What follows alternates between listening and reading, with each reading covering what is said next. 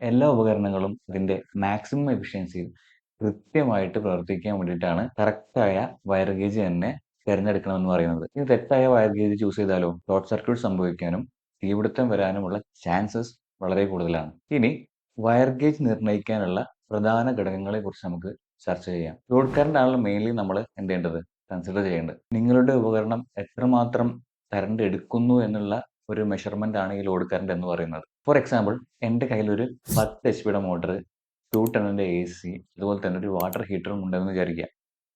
So ഇതിന് പറ്റിയ wire gauge നമുക്ക് എങ്ങനെയാണ് എടുക്കുന്നതെന്ന് നോക്കാം. ഈ പറഞ്ഞ ലോഡിന്റെ ഒക്കെ ലോഡ് കറന്റ് ആണ് നമ്മൾ ആദ്യം തന്നെ കണ്ടുപിടിക്കേണ്ടത്. അതായത് സിംഗിൾ ഫേസിലാണെങ്കിൽ നമുക്കറിയാവുന്ന ഒരു ഇക്വേഷൻ ഉണ്ട്, power P is equal to voltage into current. ഇനി 3 ഫേസിലാണെങ്കിൽ എന്ത് ചെയ്യും, power P is equal to √3 VI cos phi. 10 HP മോട്ടറിന്റെ കേസിൽ നമുക്ക് ആദ്യം എടുക്കാം. അപ്പൊ അതിനായിട്ട് എന്ത് ചെയ്യണം, ഈ 10 HP മോട്ടർ ഒരു 3 ഫേസ് മോട്ടറാണ്. സോ 3 ഫേസിന്റെ പവറിനുള്ള ഇക്വേഷനാണ് നമ്മൾ എന്ത് ചെയ്യേണ്ടത്, ആദ്യം തന്നെ എടുക്കേണ്ടത്. അതായത് power P is equal to √3 VI cos phi. അതിന്ന് ലോഡ് കറണ്ട് I കണ്ടുപിടിക്കേണ്ടത് മതി, load by √3 into V into cos phi. ഈ 10 HP നമുക്ക് എന്ത് ചെയ്യണം, വാട്ടിലേക്ക് കൺവേർട്ട് ചെയ്യേണ്ടതുണ്ട്.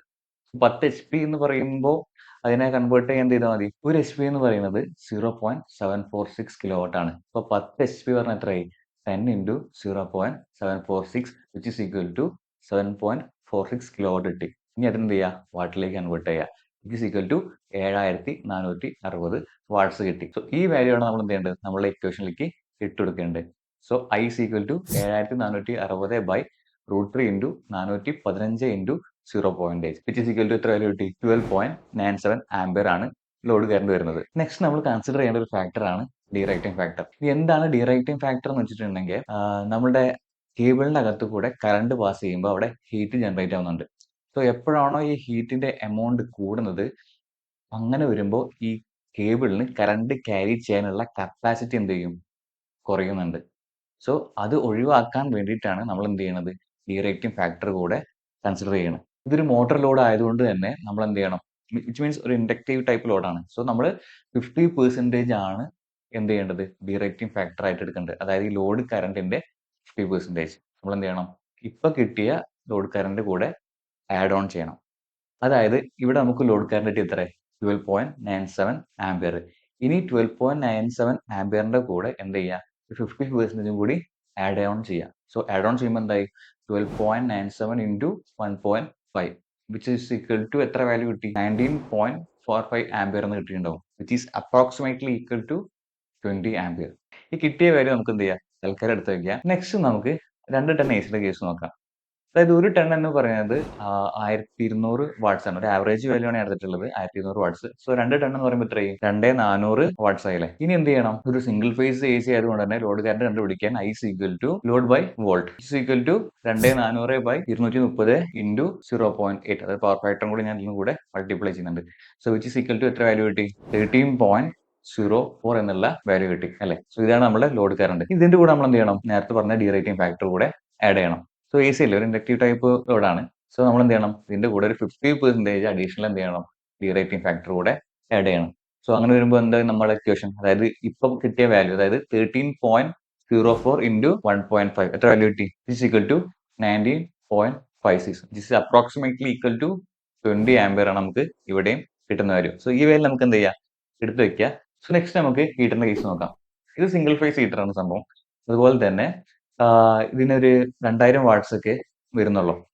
സോ അങ്ങനെ വരുമ്പോൾ നമ്മുടെ ഇക്വേഷൻ എന്തായി, ലോഡ് കറന്റ് കണ്ടുപിടിക്കാൻ I is equal to 2000 by 230 into 0.8 is equal to എത്ര വാല്യൂ കിട്ടി, 10.86 ആംപിയർ ആണ് നമ്മളുടെ ലോഡ് കറന്റ് വരുന്നത്. ഇതിന്റെ കൂടെ നമ്മൾ എന്ത് ചെയ്യണം, ഡീറൈറ്റിംഗ് ഫാക്ടർ ആയ, പക്ഷെ ഇത് ഒരു റെസിസ്റ്റീവ് ലോഡാണ്. നമ്മൾ നേരത്തെ എടുത്തൊക്കെ ഇൻഡക്റ്റീവ് ലോഡാണ്. സോ ഈ റെസിസ്റ്റീവ് ലോഡ് ആയതുകൊണ്ട് തന്നെ നോർമലി നമ്മൾ എത്രയാണ് എടുക്കാറ്, ഡീറൈറ്റിംഗ് ഫാക്ടർ 20% എടുത്താൽ മതി.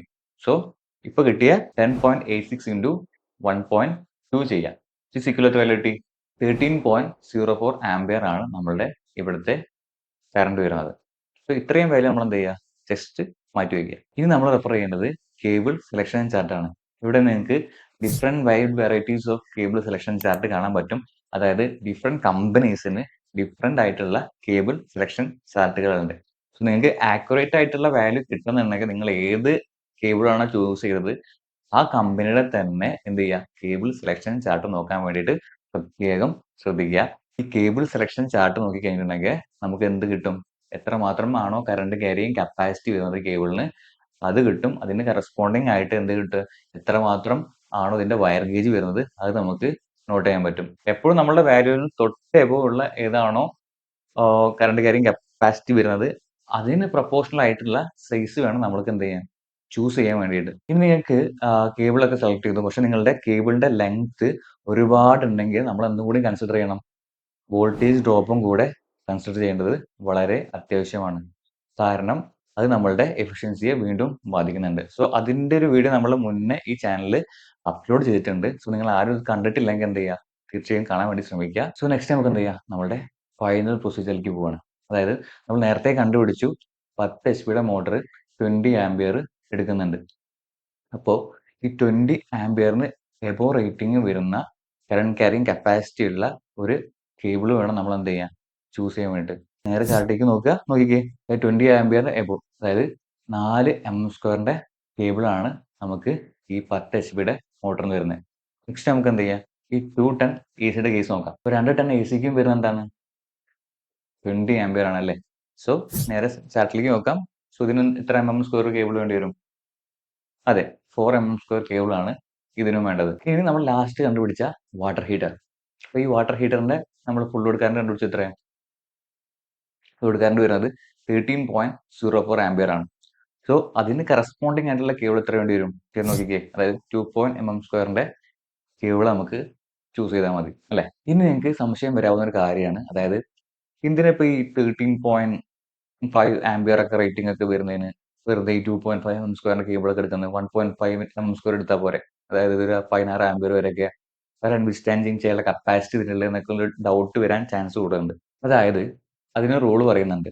അതായത് നമ്മളെ പവർ സർക്യൂട്ടിൽ മിനിമം യൂസ് ചെയ്യേണ്ട കേബിളിന്റെ സൈസ് എന്ന് പറയുന്നത് 2.5 mm² ആണ് ഇൻ കേസ് ഓഫ് കോപ്പർ. ഇത് അലുമിനിയത്തിലേക്ക് വരികയാണെങ്കിൽ 4 mm² ആണ് നമ്മളുടെ മിനിമം സൈസ് വരുന്നത് എന്തില്, പവർ സർക്യൂട്ടിൽ. സോ ഇങ്ങനെയാണ് നമ്മൾ എന്ത് ചെയ്യുക, നമ്മളുടെ ലോഡിന് അനുയോജ്യമായിട്ടുള്ള കേബിള് സെലക്ട് ചെയ്യുക. ആക്ച്വലി ഇത് നമ്മുടെ ഒരു യൂട്യൂബ് ഫ്രണ്ട് കമന്റിൽ മെൻഷൻ ചെയ്തതാണ്. അതുകൊണ്ട് തന്നെ ഇത് എല്ലാവർക്കും യൂസ്ഫുൾ ആയി എന്ന് വിചാരിക്കുന്നു. So thank you for watching, take care.